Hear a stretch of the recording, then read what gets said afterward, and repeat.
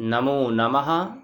विद्यार्थियों, आज हम कक्षा 7वीं एवं 8वीं के विद्यार्थियों के लिए आपकी पाठ्यपुस्तक रुचिरा भाग 2 एवं भाग 3 से उपसर्गः प्रकरण का आज हम अध्ययन करेंगे। विद्यार्थियों, आज के इस भाग में हम संस्कृत उपसर्ग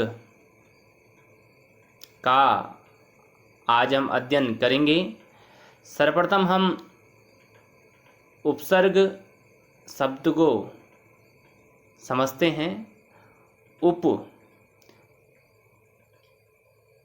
का अर्थ है समीप, सर्ग का अर्थ होता है सृष्टि या रचना, अर्थात ऐसे शब्दांश जो किसी धातु या शब्द के पास जाकर नई सृष्टि, नई रचना या नया अर्थ कर देते हैं, वे उपसर्ग कहलाते हैं या उन्हें उपसर्ग कहते हैं। यानी कि विद्यार्थियों, उपसर्ग हमेशा धातु या शब्द के पूर्व में लगते हैं और लगने के पश्चात उस शब्द के अर्थ में परिवर्तन कर देते हैं, उन्हें उपसर्ग कहते हैं। विद्यार्थियों, उपसर्ग का अध्ययन करते हैं। आज के इस भाग में हम जानेंगे कि संस्कृत में कितने उपसर्ग होते हैं।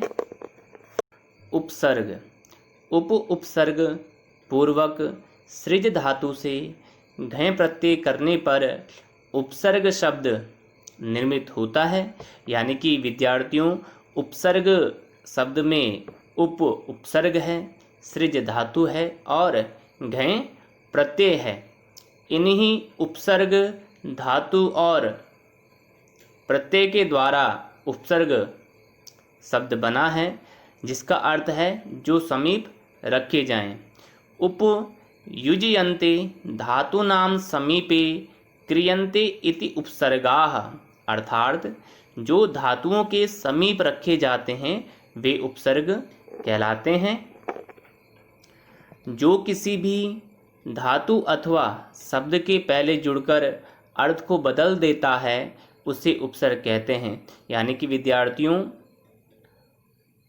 उपसर्ग वे होते हैं जो धातु या शब्द के पहले पूर्व में जोड़े जाते हैं और उस शब्द के अर्थ को बदल देते हैं, उन्हें उपसर्ग कहते हैं। विद्यार्थियों, हम उदाहरण के माध्यम से समझेंगे कि जब उपसर्ग धातु या शब्द के पूर्व में जोड़े जाते हैं तो कैसे जो है उसके अर्थ में परिवर्तन आता है। जैसे यहाँ पर एक शब्द लिखा है हार। हार शब्द का अर्थ होता है माला। अगर हम हार शब्द में प्रा उपसर्ग लगाएं तो प्रा उपसर्ग के लगने से शब्द बनेगा प्रहार, जिसका अर्थ होता है मारना या किसी के ऊपर प्रहार करना या चोट पहुंचाना। आपने देखा कि जब वहाँ हार शब्द था तो उसका अर्थ होता है माला। हम किसी को सम्मान के लिए या किसी को शुभ कार्य में हम माला का उपयोग करते हैं। और प्रहार हम क्रोध में करते हैं। आपने देखा उपसर्ग लगने से उसके अर्थ में कितना बदलाव या परिवर्तन आया। वैसे ही अगर हम हार शब्द में आंग उपसर्ग लगाते हैं तो आहार शब्द बनता है, जिसका अर्थ होता है भोजन। अगर हम हार शब्द में सम उपसर्ग लगाते हैं तो शब्द बनता है संहार, जिसका अर्थ होता है विनाश। हार शब्द में अगर हम वी उपसर्ग लगाते हैं तो शब्द बनता है विहार, जिसका अर्थ होता है भ्रमण। और हार शब्द में जब हम परि उपसर्ग लगाते हैं तो शब्द बनता है परिहारः, जिसका अर्थ होता है त्याग। आपने विद्यार्थी देखा, सब तो हमेशा हार ही था, जब जब उसमें उपसर्ग लगाए गए, उपसर्ग का मेल हुआ, कैसे कैसे जो है उनके अर्थ में बदलाव आया या परिवर्तन आया।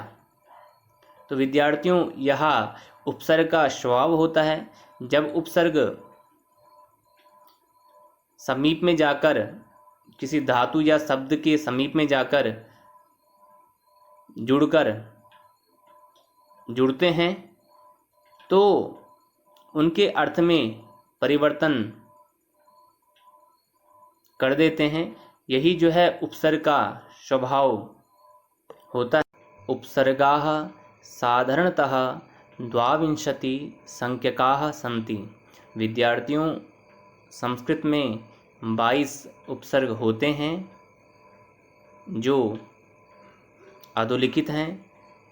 पहला उपसर्ग है प्रा, परा, अप, सम, अनु, अव, निर, निस, दुर, दुस, बी, आंग, नी, अधि, अपि, सु, उत, अभि, प्रति, परि, उप।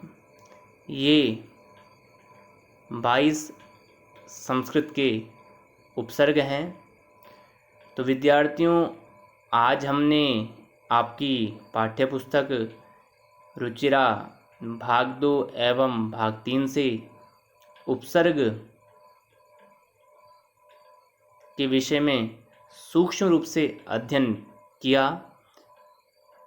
आगे के भाग में हम उपसर्ग के विषय में विस्तृत रूप से अध्ययन करेंगे। तो विद्यार्थियों, आप इस वीडियो को देखने के पश्चात आप संस्कृत के उपसर्ग को याद करेंगे और समझेंगे कि उपसर्ग किसे कहते हैं, और उपसर्ग हमेशा धातु या शब्द के समीप जाकर जुड़ते हैं। यानी कि उपसर्ग हमेशा धातु और शब्द के पूर्व में जोड़े जाते हैं, उन्हें उपसर्ग कहते हैं। धन्यवाद।